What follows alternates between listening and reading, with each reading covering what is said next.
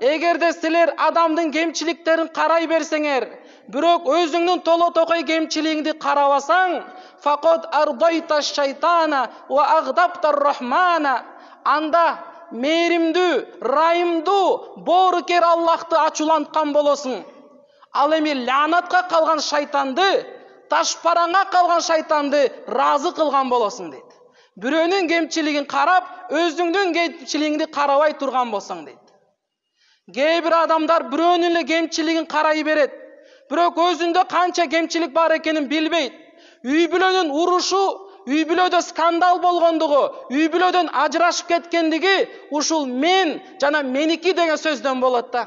Мен жакшымын дейт эркек, аял айтат мен жакшымын дейт. Эркек айтат меники дейт, аял айтат мен тарап алып келген дейт. Качан мен жакшымын деп күйөөсү өзүн жакшы деп аялын кемсинте берген болсо, сен мындай деп айттың, мындай деп кылдың деп кемсинте берген болсо, кемчилигин айтып берген болсо, үй бүлө ошол менен бузулат экен. Ошондуктан бирөөлөрдүн жакшы жактарын карашыбыз керек. Аалымдар айткан сөзү бар. Эгерде кайсыл эркектин эки көзү бар болсо, бир көзү менен аялдын жакшы жагын карасын аялынын, экинчи көзү менен өзүнүн кемчилигин карасын деген.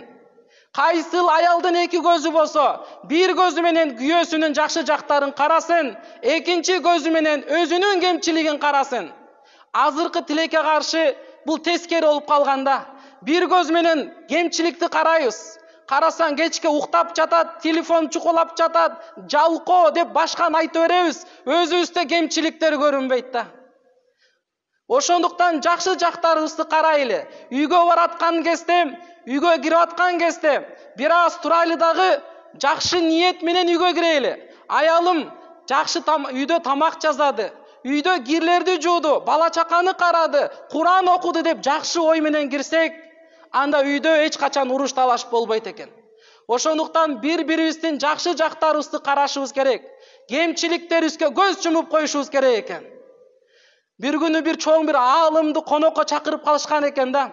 Çoğun bir ağalım konokko çakırıp kalganda şakirtleri.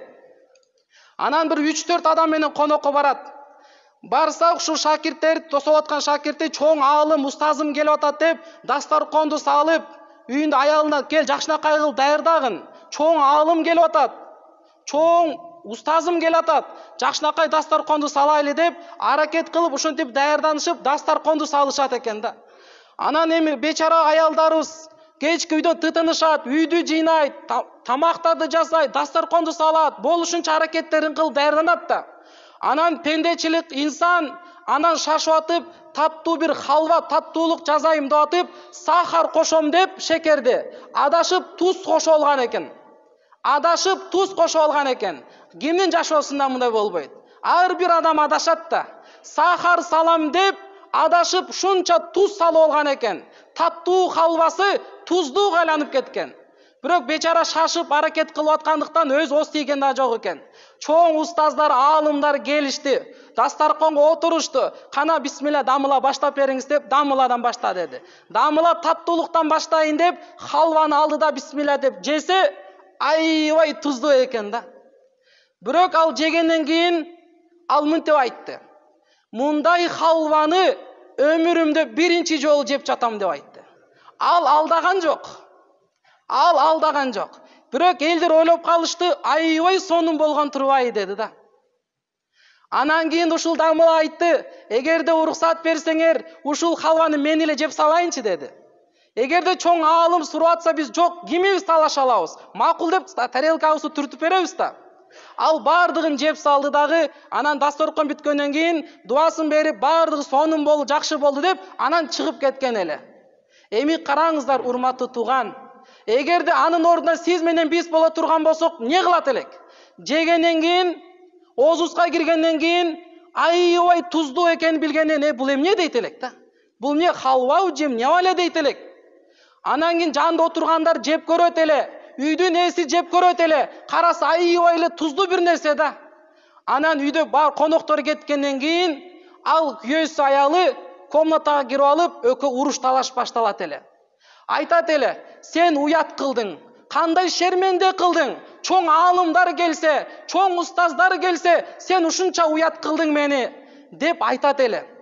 Айтып уруша бергендиктен аялы макул деп кечиресиз дей бергенден акыры чыдабай кетип аял деле айтат да, пендечилик экен, шашып кеттим, колумдан түшүп кетти, байкабай калдым, оз тийбей калдым, кечиресиз да, баардык нерселер кылдым, баардыгы сонун болду, бир эле кемчилик кетирсем ушунча урушасыз мени деп экөө урушуп кетет эле.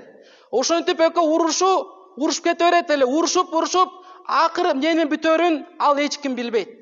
Уруш скандал кете берет, акырына келгенде бул кээ бир аалымдар айткандай, уруш талаш ушундай болот, баягы машинанын механика сыяктуу да. Биринчи скоростка салынат, экөө талаштатышат.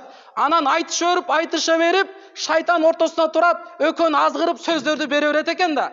Анан уруш талаш экинчи скоростка салынат. Дагы катуураак урушат. Уруша бериктен акыры 4-чү скоростка кеткенден кийин аял айтат: "Болду анда, эч качан башка коноктор чакырбаңыз, даярдабайм. Ушунча кылсам да жаман көрөсүз, ушунча кылсам да кыласыз" деп ал жаман сөздөр айтат. Акыры баргандан кийин эркектер чыдабай калат. Эркектер аялдар менен талашып тартышпагыла, баары бир утулуп каласыңар. Эркектерде тил сүйлөй албайт. Аллах аялдарга тил берген эле. Аялдар сүйлөй берет. Эркек ана жака келип калганда ал утулуп калат. Эркектер колдору көтөрүлөт экен да. Колдору көтөрүлүп, ушуна эмне кылсам деп колдор муштумдар ушинтип калат экен. Анан ушул уруш талаш акыры ар кандай бүтөт. Кээ бирлер уруп салгандар бар, кээ биркилер сөккөндөр бар, кээ биркилер эшикти тээп салган, идишти сындырып салган, эң өкүнүчтүүсү кээ бирлер талак айтып салгандар бар да. Карагыла, бирөөнүн кемчилигин жашырып коюп, үй бүлөдө ынтымакты сактап калган эле. Бирөөнүн кемчилигине көз чумуп коюп, үйдөгү мамилени сактап калды. Ата-энеси урушпай, күйөөсү аялы бир мамлекет болуп, бир жубай болуп калып калган эле. Эгерде бирөөнүн кемчилигин ача турган болсок, канча деген зыяндар келип калат. Ошондуктан, урматтуу туугандар, бирөөнүн кемчиликтерине көз